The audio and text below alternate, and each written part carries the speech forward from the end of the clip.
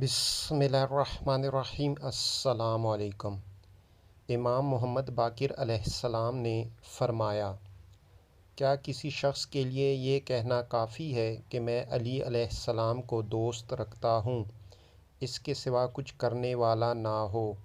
ऐसे ही अगर वो कहे कि मैं रसूलुल्लाह सल्लल्लाहु अलैहि वसल्लम को दोस्त रखता हूँ, रसूल सल्लल्लाहु अलैहि वसल्लम अली अलैहिस्सलाम से बेहतर है, और इसके अलावा वो रसूल सल्लल्लाहु अलैहि वसल्लम की सीरत की पैरवी ना करे और उनकी सुन्नत पर उसका अमल ना हो, तो हज़रत की मोहब्बत उसे कुछ फ़ायदा ना पहुँचाएगी।